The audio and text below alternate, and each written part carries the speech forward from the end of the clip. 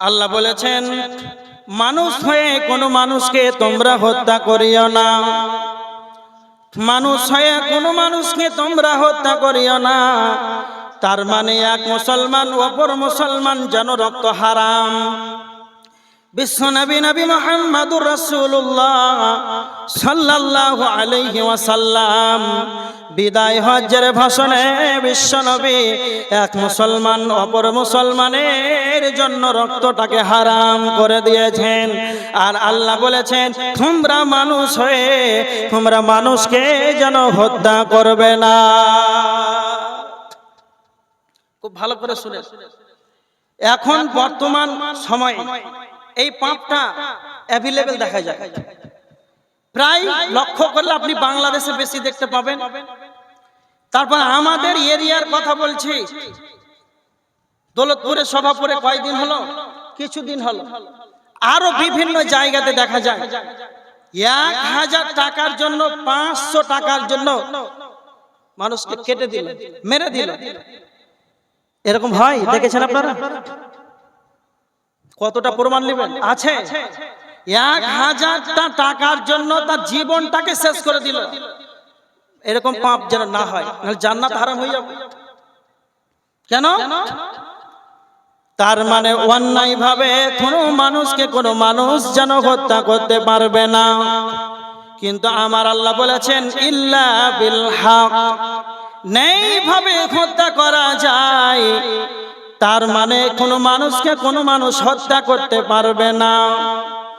কোনো মানুষকে অন্যায় ভাবে হত্যা করতে পারবে না।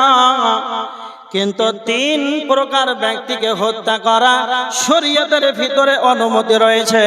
3 প্রকার 3 শ্রেণীর মানুষকে হত্যা করা যায়। মুসলিম শরীফের হাদিস 4267 নাম্বার হাদিস। আল্লাহর নবী বলেছেন, 3 প্রকার 3 শ্রেণীর মানুষকে যেন হত্যা করা যায়। এক শ্রেণীর মানুষ হলো আস-সাইয়্যিবুজ জান, যারা বিবাহের পরে জেনায় লিপ্ত হয়। তার মানে যারা বিবাহ করে নিবে আর বিয়ের পরে যেন প্রক্রিয়া করবে, জিনার মতন জঘন্য কাজে লিপ্ত হয়ে যাবে। যদি আপনি প্রমাণ পেয়ে যান, তাহলে তাকে রজম করার অনুমতি আল্লাহর নবী দিয়েছে, তাকে হত্যা করা যাবে। যারা বিয়ের পরে যারা জিনায় লিপ্ত হয়ে যায়, তারা যেন তাদেরকে হত্যা করা শরীয়তের পারমিশন রয়েছে। 2 নাম্বার ওয়ান নাফসু বিন নাফসি, 2 নাম্বার হলো কতালের পরিবর্তে কতাল, কিসাসের পরিবর্তে কিসাস নেওয়া জায়েজ আছে। আব্দুর রহমানকে যেন হত্যা করে দিয়েছে, আব্দুর রহমানকে অন্যায়ভাবে যেন হত্যা করে দিয়েছে। তার মানে যদি তারা চায় আব্দুল্লাহকে তারা হত্যা করে দিবে, কিসাসের পরিবর্তে তারা কিসাস নেবে, তাহলে এটা যেন তারা হত্যা করতে পারে। 3 নাম্বার হলো যারা দিন থেকে বেরিয়ে যাবে, যারা ইসলাম ধর্ম থেকে বেরিয়ে যাবে, হিন্দু হয়ে যাবে, ইহুদি হয়ে যাবে, খ্রিস্টান হয়ে যাবে, নাসারা হয়ে যাবে, বৌদ্ধ হয়ে যাবে, কাদিয়ানি হয়ে যাবে, এক কথা ইসলাম থেকে যারা বেরিয়ে যাবে, আল মুফারিকুল জামাআ, মুসলমানদের জামাত থেকে যেন আলাদা হয়ে যাবে, মুসলমানদের থেকে যেন পৃথক হয়ে যাবে। যারা দিন থেকে বেরিয়ে যাবে, তাকে বলে দিতে হবে, তুমি যে ইসলামকে ছেড়ে দিয়েছো এটা তুমি ভুল করেছো, ফিরে এসো, ফিরে এসো। তারপরে যদি ফিরে না আসে, তাহলে তাকে হত্যা করার পারমিশন বিশ্বনবী দিয়েছেন। তার মানে কোনো মানুষকে অন্যায়ভাবে হত্যা করা যাবে না, কিন্তু 3 শ্রেণীর মানুষকে যেন হত্যা করার শরীয়তের পারমিশন রয়েছে। 1 নাম্বার, বিবাহের পরে যারা জিনাতে কার্যকলাপ চালিয়ে যাবে, ধরা পড়ে গিয়েছে, প্রমাণ হয়ে গিয়েছে, সাক্ষী স্বরূপ পাওয়া গিয়েছে, তাকে রজম করে দাও। 2 নাম্বার, কতলের পরিবর্তে কতল করা যাবে। 3 নাম্বার, দিন ধর্ম ইসলাম থেকে যারা মুরতাদ হয়ে যাবে, দিন ধর্ম থেকে যারা বেরিয়ে যাবে, তাদেরকে যেন হত্যা করা যায়। এছাড়া কোনো মানুষকে আমার আল্লাহ বলছেন, মানুষ হয়ে তোমরা করো, মানুষকে তোমরা মারবে না। বিশ্বনবী মিশকাত শরীফের 52 নম্বর হাদিস, নবীজি বলেছেন ইজতানিবুস সাবাল মুবিকাত, তোমরা 7টি ধ্বংসাত্মক বিষয় থেকে তোমরা নিজেকে দূরে রাখো। তার মানে 7টি ধ্বংসাত্মক বিষয় থেকে তোমরা নিজেকে দূরে থাকো।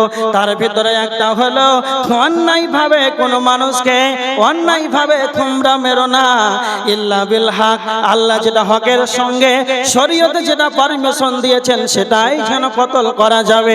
অন্যায়ভাবে মারলে কেন তুমি ধ্বংস হয়ে যাবে। বিশ্বনবী ধ্বংসের কথা বলেছেন, আল্লাহ কি বলেছেন কোরআনের ভিতরে, তুমি কি ধ্বংস হবে। সূরা মাইদার 32 নম্বর আয়াতের ভিতরে আমার আল্লাহ বলেছেন, কোন মানুষকে যদি কোন মানুষ অন্যায়ভাবে মেরে দেয় তাহলে তার কি হবে। মান কাতালা নাফসান বিগাইরি নাফসিন আও ফাসাদিন ফিল আরদি ফাকান্নামা কাতালান নাস জামিআ।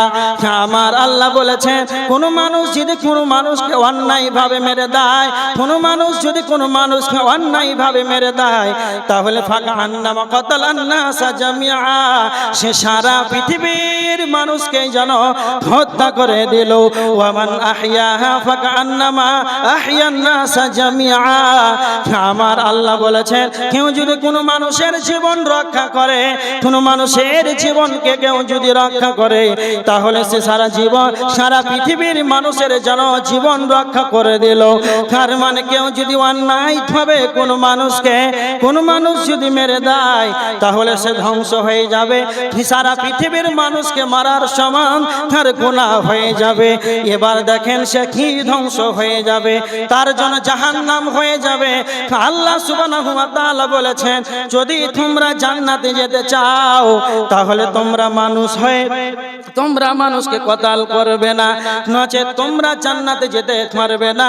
কোন মানুষ যদি কোন মানুষকে মেরে দেয় তাহলে সে জান্নাতে যেতে পারবে না, তার ঠিকানা জাহান্নামে হয়ে যাবে। সূরা নিসার 93 নম্বর আয়াতের ভিতরে আল্লাহ বলেছেন, ওয়া মান ইয়াকতুল মুমিনা মুতাআম্মিদান ফাজাযাউহু জাহান্নাম খালিদান ফিহা ওয়া গাদিবাল্লাহু আলাইহি ওয়া লা'নাহু ওয়া আ'আদ্দা লাহু আযাবান আযীমা। আমার আল্লাহ বলেছেন, কোন মুসলমানকে কোন মুমিনকে কেউ যদি অন্যায়ভাবে মেরে দেয় তাহলে তার ঠিকানা হবে জাহান্নাম খালিদান ফিহা, সে চিরকাল জাহান্নামের ভিতরে থাকবে। তার মানে যারা মানুষকে অন্যায়ভাবে হত্যা করে দেবে এরা চিরতরে যেন জাহান্নামে চলে যাবে, জান্নাতে যাওয়া যাবে না। তার মানে কোন মানুষকে কোন মানুষ অন্যায়ভাবে মারতে পারে না, এটা হারাম। যদি কেউ অন্যায়ভাবে মারে তাহলে জান্নাত পাবে না। একটা হাদিস শুনেন, মুসলিম শরীফের হাদিস 4273 নম্বর হাদিস। আল্লাহ নবী সাল্লাল্লাহু আলাইহি ওয়াসাল্লাম বলেছেন, আউয়ালু মা ইউকযা বাইনান নাসি ইয়াউমাল কিয়ামাতি ফিদ দিমা, কিয়ামতের দিন সর্বপ্রথম হিসাব হবে, বিচার হবে, সেটা হবে হত্যা সম্পর্ক, রক্ত মানে হত্যা সম্পর্কে। এই হত্যা সম্পর্কে কিয়ামতের ময়দানে সর্বপ্রথম বিচার হবে। একটা কথা শুনেন, আপনারা অনেকেই মসজিদের ইমামদের কাছ থেকে শুনেছেন, আউয়ালু মা ইউহাসাবু বিহিল আবদু ইয়াউমাল কিয়ামাতিস সালাহ। আবু দাউদের হাদিস, তিরমিজির হাদিস। কিয়ামতের দিন সর্বপ্রথম বিচার হবে সালাত। এটা আপনারা শুনেছেন না শুনেন না? শুনেছেন? কিয়ামতের দিন সর্বপ্রথম হিসাব নেওয়া হবে সালাতের। আর এই মুসলিম শরীফের হাদিস, সেই হাদিস, এখানে বলা হয়েছে কিয়ামতের দিন বিচার হবে সর্বপ্রথম, সেটা হচ্ছে হত্যা সম্পর্কে। খুব ভালো করে কথাটা বুঝা। তাহলে দুইটা হাদিস এখানে তারুজ লেগে গেল। কি হলো অবস্থা দেখেন, কি কোনটা মানবে? দুইটা হাদিস তো সহিহ, এতে কোনো জাইবের কোনো কিছুই নাই। এখানে মাসলা হলো, খুব ভালো করে কথাটা বুঝে, পাপ কয় রকম আপনারা বলতে পারবেন? দুই প্রকার পাপ। একটা হচ্ছে আল্লাহর সঙ্গে জড়িত পাপ, খুব ভালো করে বুঝেন। একটা হচ্ছে আল্লাহর সঙ্গে জড়িত পাপ, আর একটা হচ্ছে বান্দার সঙ্গে জড়িত পাপ। তাহলে দুইটা পাপ হচ্ছে দুই প্রকার। অন্য হাদিসে যে বলা হয়েছে যে কিয়ামতের দিন হিসাব নেওয়া হবে সালাতের, তো এই সালাতটা এমন একটা ইবাদত, এটা হচ্ছে আল্লাহর সঙ্গে জড়িত পাপ। কেউ যদি সালাত আদায় না করে তাহলে এটা বান্দার সঙ্গে জড়িত পাপ না। কথাটা ভালো করে বুঝেন। পাপ হচ্ছে দুই প্রকার, একটা আল্লাহর সঙ্গে জড়িত পাপ আর একটা হচ্ছে বান্দার সঙ্গে জড়িত পাপ। কেমন? আপনি সালাত ছেড়ে দিয়েছেন, এটা গুনাহ করেছেন, পাপ করেছেন, তো এটা আল্লাহ চাইলে আপনাকে ক্ষমা করে দিবে। আল্লাহ চাইলে ক্ষমা করে দিবে, এটা ক্ষমা হয়ে যাবে। খুব ভালো করে দেখেন, আল্লাহ চাইলে আপনাকে ক্ষমা করে দিবে, ক্ষমা হয়ে যাবে। আর বান্দার সাথে জড়িত পাপ, কারো জমি আইল দেবেছেন, কাউকে জোরে এক ধাক্কা মেরেছেন, কাউকে চোখ রাঙিয়ে কথা বলেছেন, দুঃখ পেয়েছেন, এই পাপ কিন্তু কিয়ামতের দিন আর ক্ষমা হবে না। কাউকে মিথ্যা কথা বলেছেন, কারো টাকা ছিনিয়ে নিয়েছেন, মিথ্যা কথা বলার কারণে বিভিন্ন, এইগুলো আল্লাহ তার বান্দার সঙ্গে জড়িত পাপ। এইগুলো পাপ যদি কিয়ামতের দিন নিয়ে হাজির হয় তাহলে এগুলো আর ক্ষমা হবে না, ওর কাছ থেকে ক্ষমা চাইতে হবে। আপনি এমন করে একজনকে কথা বলেছেন চোখ রাঙিয়ে, রিক্সা চালকে, টোটো চালকে আপনি জোরে কথা বলেছেন 5 টাকার জন্য, ওই বেচারা গরিব মানুষ 15 টাকার জন্য সে রিক্সা চালায়, আপনি 10 টাকা দিলেন, 5 টাকা তো দিলেনই না, তারপরে আপনি জোরে জোরে উঁচু উঁচু বেশি কথা শুনিয়ে দিলেন। এই যে তার মনে একটা ব্যথা, এটা হচ্ছে তার কাছ থেকে ক্ষমা চাইতে হবে, আল্লাহ ক্ষমা করবেন। ভালো করে কথাটা বুঝুন। তার মানে আর আপনি জেনা করেছেন, সালাত আদায় করেননি, এইগুলো পাপ, বান্দার আল্লাহর সঙ্গে জড়িত পাপ। সে কেনে কেনে যদি আল্লাহর কাছে ক্ষমা চায়, আল্লাহ মন চাইলে তাকে ক্ষমা করে দিতে পারে, সে জান্নাত চলে যাবে। এই জন্য আপনাকে বলি, ওই যে হাদিসটা আছে, এটা হচ্ছে আউয়ালু মা ইউহাসাবু বিহিল আবদু ইয়াউমাল কিয়ামাতিস সালাত, কিয়ামতের দিন সর্বপ্রথম হিসাব নেওয়া হবে সালাতের। এটা হচ্ছে হুকুকুল্লাহ, আল্লাহর সঙ্গে জড়িত পাপ, এই জন্য এটা আলাদা। আল্লাহর সঙ্গে যতগুলো পাপ আছে সর্বপ্রথম হিসাব নেওয়া হবে সালাতের, আর বান্দার সঙ্গে যতগুলো পাপ আছে সব চাইতে যেটা সর্বপ্রথম কিয়ামতের দিন হিসাব হবে সেটা হচ্ছে হত্যা সম্পর্কে। এবার বুঝতে পেরেছেন? দুটাই সহি, দুই রকম ভাবে বুঝেন তাহলে বুঝতে পারলেন। এবার দেখেন, তাহলে কোন মানুষ যদি কোনো মানুষকে অন্যায় ভাবে যদি হত্যা করে দেয় তাহলে তার থাকার জায়গায় জাহান্নাম। তারপরে আমার আল্লাহ বলেছেন, ওয়ালা তাকরাবু মালাল ইয়াতীমি ইল্লা বিল্লাতী হিয়া আহসান।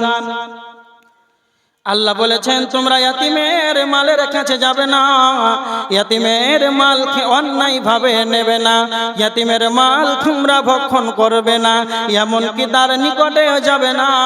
তুমি তোমার ওই ইয়াতিমের মালটাকে তুমি সংরক্ষণ করে রাখো, ইয়াতিমের মালটাকে তুমি রক্ষণাবেক্ষণ করো।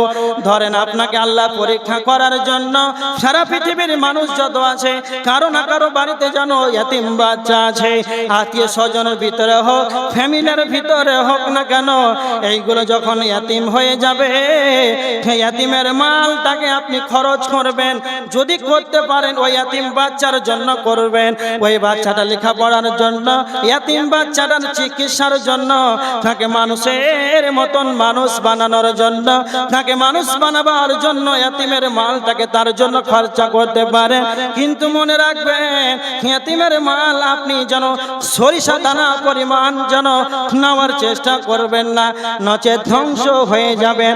আল্লাহ সুবহানাহু ওয়া তাআলা বলেছেন ইয়াতিমের মালের কাছে যাবে না।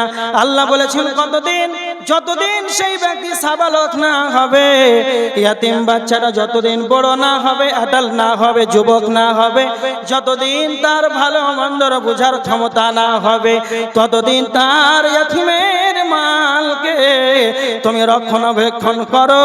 এটা আল্লাহ তোমাকে যেন পরীক্ষা করেছে, নচেত তুমি যদি ইয়াতিমের মাল যদি নিয়ে নাও তাহলে তুমি ধ্বংস হয়ে যাবে। আল্লাহর নবী বলেছেন ইজতানিবুস সাবাল মুবিকাত, তোমরা 7টি ধ্বংসক বিষয় থেকে তোমরা নিজেকে দূরে রাখবে। তার ভিতরে একটা হলো ওয়াকলু মালিল ইয়াতীম, তোমরা ইয়াতিমের মালকে অন্যায় ভাবে খাবে না, ইয়াতিমের মাল খেয়ে তোমরা অন্যায় ভাবে নেবে না। যদি কালে তোমরা ইয়াতিমের মালটাকে যদি নিয়ে নাও তাহলে যেন তোমরা হয়ে যাবে। এবার দেখেন,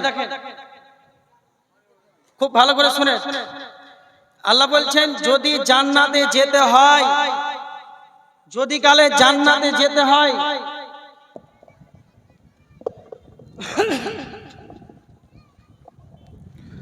আসসালামু আলাইকুম ওয়া রাহমাতুল্লাহি ওয়া বারাকাতুহু।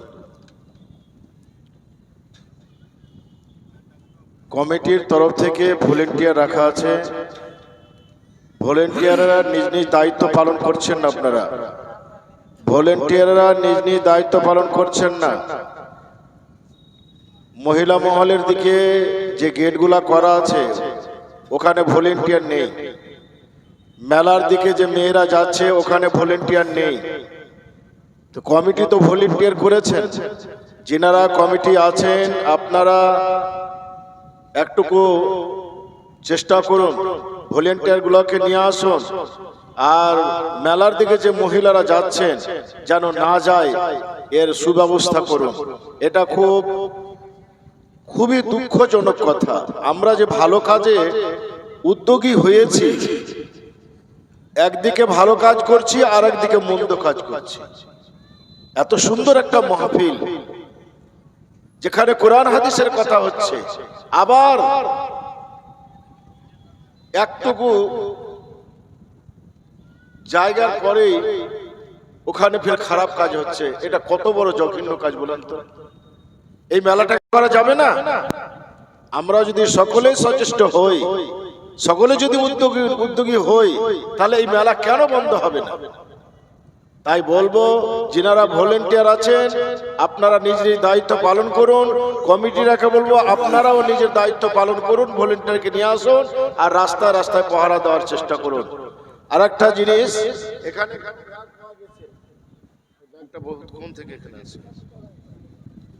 এই যে ব্যাগ পাওয়া গেছে, যারা আছে নিয়ে যাবেন ব্যাগটা। আসসালামু আলাইকুম। জয় হোক। এবার দেখেন, বলছিলাম ইয়াতিম, এটা আপনার ফ্যামিলিতে হোক আর আত্মীয় স্বজনের ভিতরে যেই হোক, গ্রামে হোক, তাদের দিকে একটু লক্ষ্য রাখতে হবে। কেন? তাদের মাল আবার ধারে কাছে, তার মালের কাছে অন্যায় ভাবে খাওয়া তো দূরের কথা, ওর কাছে যেতে মানা করেছে। যে যেটা খরচা করবে যদি করতে হয়, তাহলে এতিম বাচ্চার জন্য করবে, এতিমের জন্য করবে, নিজে এতিমের মালটাকে ভক্ষণ করবে না।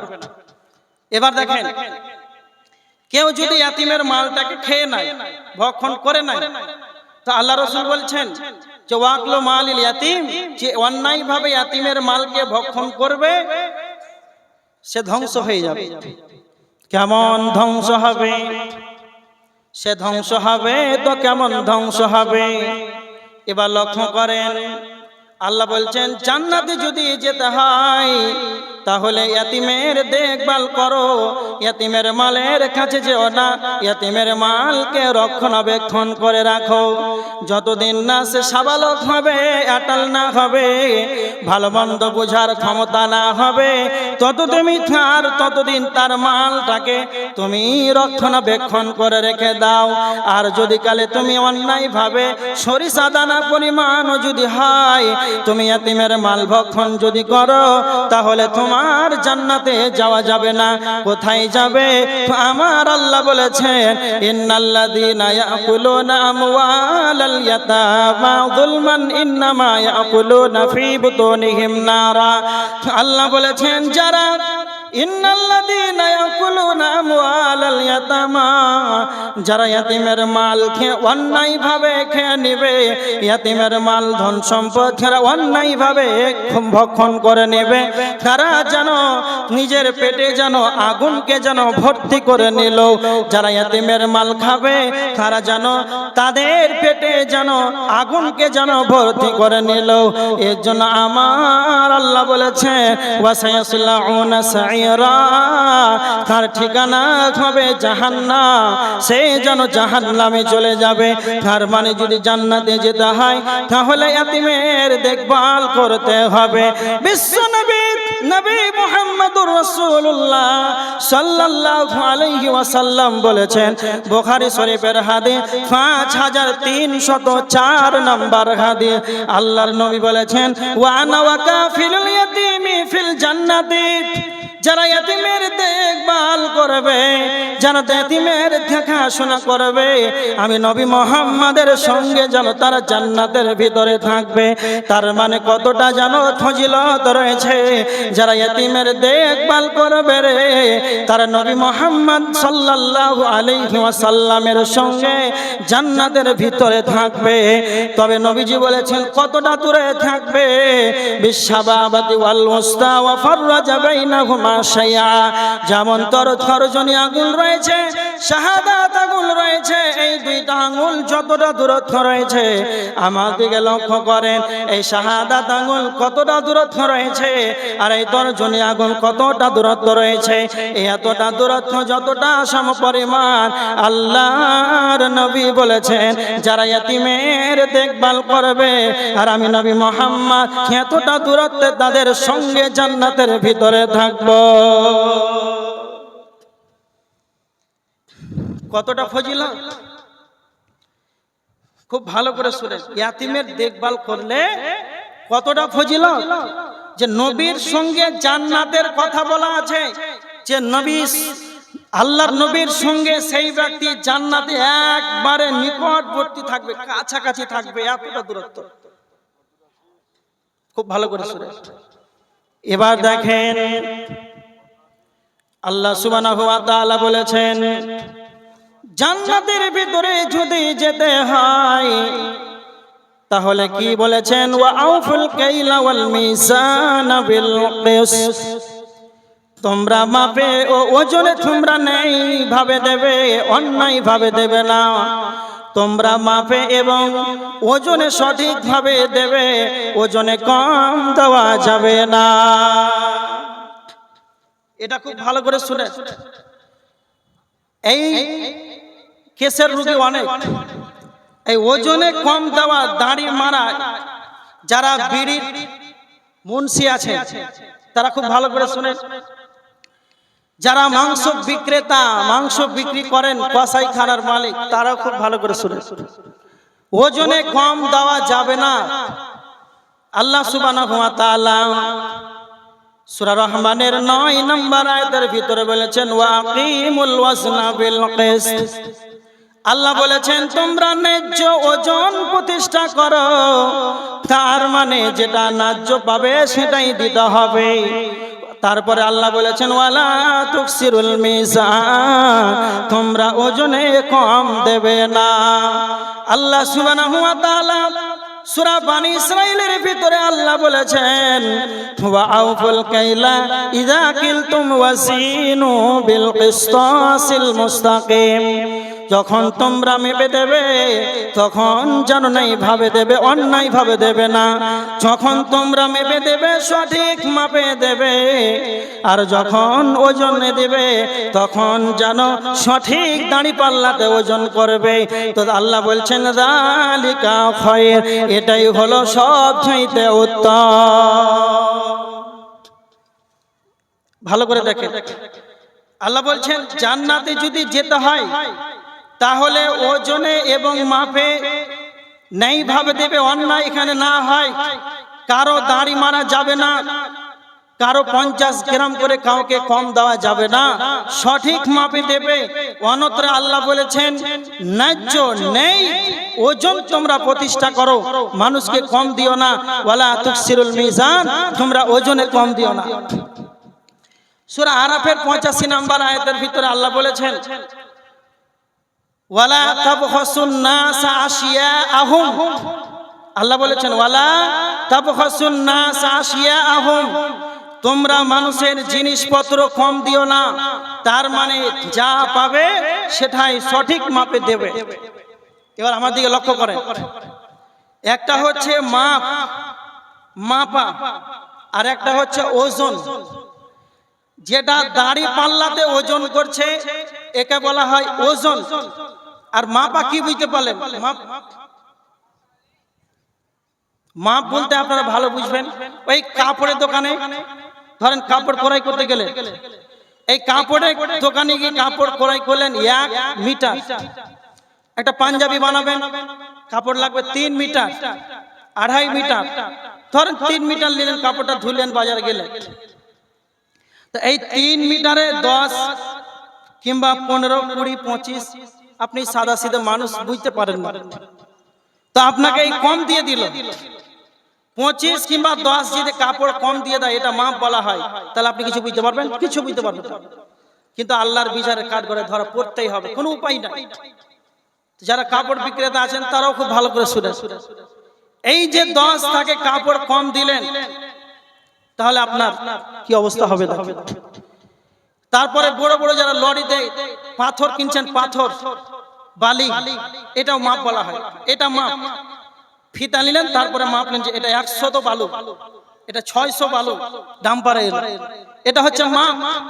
500 বালি নিলেন, তারপরে আপনাকে 20 কম দিয়ে দিল, তবু আপনি কিছু বুঝতে পারবেন না। এইরকম যেন না হয়, তো আমার আল্লাহ বলছেন তোমরা ওয়ালা তুকসিরুল মিজান, তোমরা কাউকে ওজনে যেন কম দেবে না। আল্লাহ সুবহানাহু ওয়া তাআলা সূরা আল মুতাফফিফিনের ভিতরে বলেছেন 2 প্রকার ব্যক্তিদের কথা বলেছেন। ওয়াইলুল লিল মুতাফফিফিন আল্লাযীনা ইযা কালু আলান নাসি ইস্তাওফুন ওয়া ইযা কালুহুম আও ওয়াজানুহুম ইখসিরুন। আল্লাহ সুবহানাহু ওয়া তাআলা বলেছেন এমন মানুষ আছে যারা যখন মালটাকে নেবে তখন নেওয়ার সময়তে যেন সঠিক মাপে নেবে। এমন মানুষ আছে যারা যখন মালটাকে নেবে সঠিক মাপে নেবে তো দূরের কথা, তারা যেন বেশি বেশি করে নেওয়ার চেষ্টা করবে। আর এমন মানুষ আছে যারা মানুষের কাছ থেকে নেওয়ার সময় সঠিক মাপে নেবে, আর মানুষকে কাস্টমারকে দেওয়ার সময় যেন কম কম কম করে দেবে। তো আমার আল্লাহ বলছেন যারা নেওয়ার সময় সঠিক মাপে নেবে রে, আর যারা দেওয়ার সময় যেন ওজনে কম দিয়ে দেবে। ওয়াইলুল লিল মুতাফফিফিন, আমার আল্লাহ বলেছেন তাদের জন্য দুর্ভাগ্য রয়েছে। তো আমার আল্লাহ বলছেন বান্দারে, যদি তোমাদেরকে জান্নাতে যেতে হয় ওয়াউফুল কাইলা ওয়াল মিজান বিল কিসতি, তোমরা মাপে এবং ওজনে যেন তোমরা নেই সঙ্গত ভাবে দেবে, কাউকে ওজনে যেন তোমরা ঠকাবে না। তোমরা ওজনে ঠকাবে না, নেই সঙ্গত ভাবে দেবে, তোমরা ওজনে কাউকে ঠকাবে না। এবার খুব একটা কথা বলো, ভালো করে শুনে। যারা কসাইখানার মালিক, যারা কসাইখানার মালিক আমার দিকে লক্ষ্য করে, আর যারা বিড়ির মুন্সি, একটা ভালো করে শুনে। দৌলত হাট আপনাদের নিকটে মাংস বিক্রি করছে, ধরেন আব্দুল সাত্তার কসাইখানার মালিক, সে মাংস বিক্রি করছে, আব্দুল সাত্তার নিজে ওজন করছে, 1 কিলো মাংসতে 50 গ্রাম করে কম দিচ্ছে। খুব ভালো করে বুঝেন। আর যারা বিড়ির মুন্সি আছে 500 তামাকে 50 গ্রাম কম দিয়ে দিল। এবার দেখেন এত বড় আপনি পাপ করলেন, এই 50 করে কম দিতে দিতে দিতে আপনার 50 বছরটাকে অতিবাহিত করে দিলেন, মানে আপনার জীবনটাকে শেষ করে দিলেন এই ব্যবসা করতে করতে। আর কত যে মানুষকে 50 করে কম দিয়েছেন এর কোনো হিসাবই নাই, বুঝতে পারলেন না?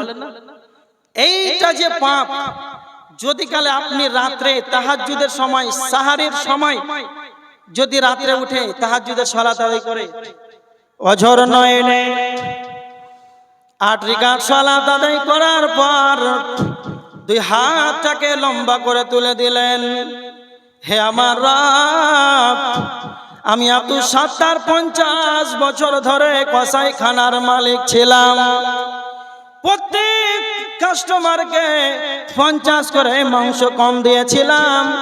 আল্লাহ তুমি আমার এই গুনাহটাকে আপনি ক্ষমা করে দেন। এইভাবে ক্ষমা চাইতে চাইতে অঝর নয়নে যেন চোখের পানি ঝরে, আর এই চোখের পানিতে যেন দাড়িটা যেন ভিজে ভিজে পড়ে, আবার দাড়ি ভিজে যেন পানিটা যেন মসজিদে পড়ে।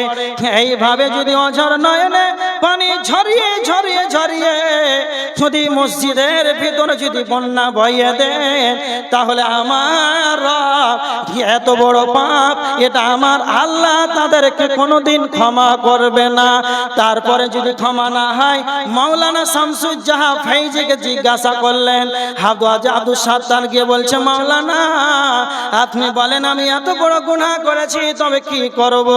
তারপরে আপনি রাগ করে জমিটাকে, বাড়ির ভিটাগুলো, সম্পদ থাকা জায়গা যা আছে, বাড়ির জায়গাটাকে বেচে 5 লক্ষ টাকা খরচা করে নবীর দেশে কাবা শরীফের কাছে চলে গেলেন।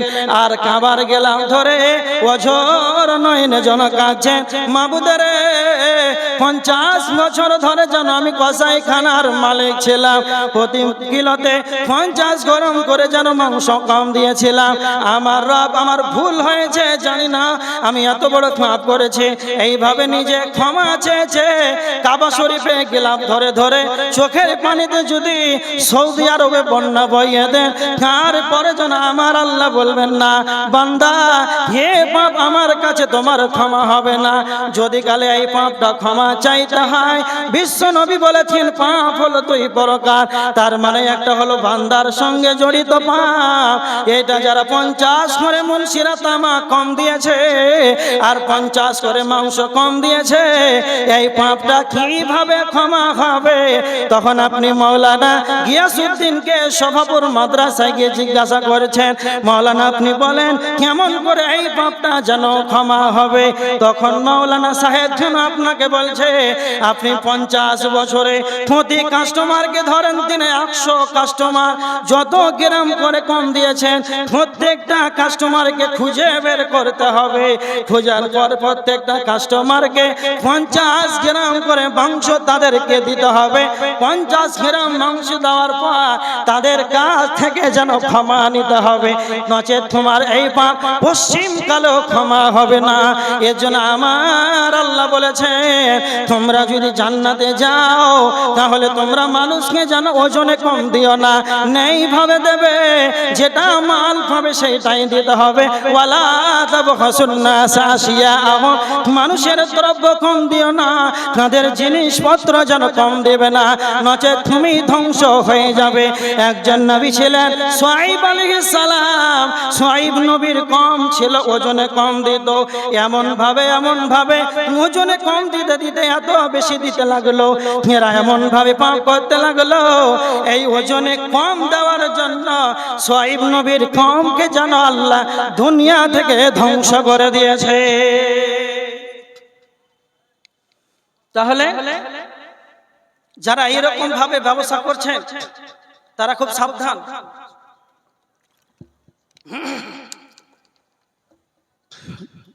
যারাই ওজনের ব্যবসা, দোকানদারি হোক, চল ডাল, যে কোনো পন্থায়, যে কোনো ব্যবসায় এইভাবে যদি আপনি দাঁড়ি মারেন তাহলে অবস্থা খারাপ, তাহলে ওজনে কম দেওয়া যাবে না। তারপরে আমার আল্লাহ বলছেন,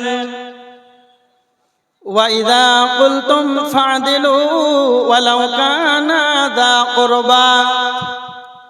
আল্লাহ বলেছেন জান্নাতে যদি যেতে হয়, তবে তোমরা যখন কথা বলবে তখন ন্যায় সঙ্গত ভাবে কথা বলবে, ইনসাফের সঙ্গে কথা বলবে। তোমরা সেখানে ওয়ালাউ কানা যা কুরবা, সেখানে যদি তোমার নিকট আত্মীয় হয়, তোমার ভাইয়ের সঙ্গে যদি বিচার হয়, তোমার আব্বার সঙ্গে হয়, তোমার কাকার সঙ্গে যদি হয়, তোমার যতগুলো আত্মীয় কাছের আত্মীয় আছে, তাদের নিজের আত্মীয় হলেও তুমি ইনসাফের সঙ্গে কথা বলবে। এখানে কথা বলা বলতে কি বুঝতে পারলেন? যখন কোনো বিচার করবে, যখন কোনো বিচার করবে, এই বিচারের মধ্যে ধরেন আপনারা 4 ভাই, আপনার 4টা চাচা, তারপরে আপনার অন্য দাদুর আরো চাচা আছে, তাহলে আপনার চাচতো চাচা নিজের চাচা, এই 2 জনের জমি নিয়ে খুব ঝামেলা। কথা ভালো করে বুঝেন, নিজের চাচা মানে নিজের আব্বার ভাই, আর চাচতো তারপরে মানে আমার বড় দাদুর অন্য দাদুর ছেলে, ওটা একটা চাচা। তো এই তারা দুই ভাই জমি নিয়ে ঝামেলা করছে, আর আপনি তাদের ভাতিজা, তাদের ছেলে, আপনাকে বিচারে ডেকেছে। ওই জায়গাতেও যদি কথা বলতে হয় তো তোমার নিজের যেটা রক্তের, যেটা তোমার নিজের চাচা, সেটাকে তুমি সাপোর্ট করে কথা বলবে। এটাই আল্লাহ বলছেন, ওয়ালাউ কানা যা কুরবা, যদিও তোমার নিজের আত্মীয় হয় তাহলেও তুমি তার দিকে হয়ে কথা বলবে না, ইনসাফের সঙ্গে কথা বলবে। বিচারের মধ্যে বিচার করতে গেলেন, এমন জায়গা গেলেন বিচারে যে আপনার যে দোষী আছে সে যেন আপনার শত্রু হয়ে আছে, তো এমন ভাবে বিচার করবেন সেই জায়গাতে যেন শত্রুর দিকে যেন আপনি গড়িয়ে দিবেন, এটাও যেন না হয়। তারপরে যদি আপনার বন্ধু যদি থাকে, কাছের যদি বন্ধু হয়, তাহলে তার দিকে যে আপনি মাফ করে দিবেন, এটাও যেন না হয়। তার মানে জান্নাতে যেতে হলে আল্লাহ বলছেন ইনসাফের সঙ্গে কথা বলবে।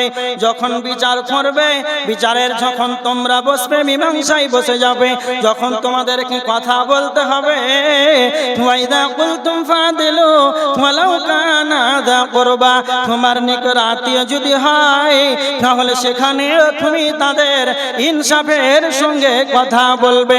নচে তুমি যদি বেইনসাফি করো তাহলে তুমি জান্নাতে পাবে না, জান্নাত পাবে না।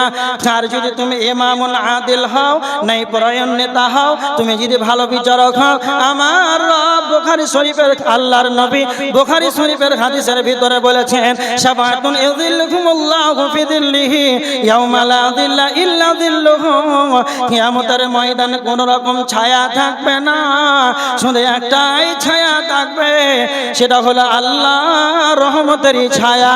কেউ বলে আল্লাহর আরশের ছায়া, এই ছায়াতে তুমি জায়গা পাবে রে, 7 শ্রেণীর মানুষ যেন জায়গা পাবে।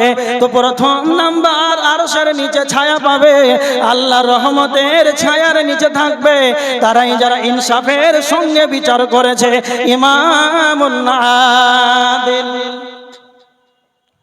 যারা ইনসাফের সঙ্গে কথা বলবে তারা আরশের নিচে ছায়া পাবে। যারা ন্যায়পরায়ণ নেতা হবে, নেতা হয়েছেন যার তার দিকে বিচার গড়ে দেবেন, এটা না হয়, সেখানে ইনসাফ করতে হবে। এবার দেখেন অবি আহাদিল্লাহি আউফু, 9 নম্বর, আল্লাহর অঙ্গীকার পূর্ণ করতে হবে।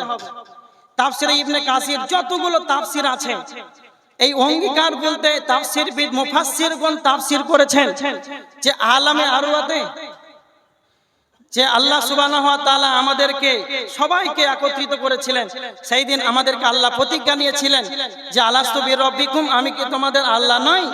তখন আমরা সবাই বলেছিলাম ক্বালু বালা, আপনি আমাদের রব। সেই দিন যে আমরা স্বীকার করেছিলাম আল্লাহ যে আমাদের প্রতিজ্ঞা নিয়েছিলেন, তা আল্লাহ বলছেন আন তাকুলু ইয়াউমাল কিয়ামা ইন্না কুননা আন হাদা গাফিলিন, যাতে তোমরা কিয়ামতের দিন জানো ভুলে না যাও। এই যে অঙ্গীকার আমরা করে এসেছি, আজকে সালাত আদায় করি না, আল্লাহকে মানি না, এটা পূর্ণ করতে হবে। লাস্ট শেষ 10 নাম্বার, লা ইউকাল্লিফু নাফসান ইল্লা উসআহা, যতগুলো কোরআনের হুকুম আহকাম নিয়ম কানুন যা আছে, আর এই 10টা পরস্পর যে কথা বললাম, শিরিক করবে না, পিতামাতার সঙ্গে অবাধ আচরণ করবে না, খারাপ ব্যবহার করবে না, অকারণে অন্যায়ভাবে খাদ্যের ভয়ে, দারিদ্রতার ভয়ে সন্তানকে হত্যা করবে না, ভাইসার কাছে যাবে না, মানুষকে অন্যায়ভাবে হত্যা করবে না, ইয়াতিমের মালকে সংরক্ষণ করে রাখো, ইয়াতিমের মালের কাছে যেও না, ওজনে মাপে কম দাও, আল্লাহর অঙ্গীকার পূর্ণ করো। তা আল্লাহ বলছেন লা ইউকাল্লিফু নাফসান ইল্লা উসআহা, আল্লাহ বলছেন যে আমি এমন কোনো কাউকে সাধ্যের উপরে অধিক কষ্ট দিই না, এগুলো সব তারা মানতে পারবে। আল্লাহ যেন আমাদেরকে সকলকেই এই কথাগুলো শ্রবণ করার পর বক্তা এবং শ্রোতার উভয় আমল করার তৌফিক দান করুক। আল্লাহুম্মা আমিন। ওয়া মা আলাইনা ইল্লাল বালাগ। আসসালামু আলাইকুম ওয়া রাহমাতুল্লাহ।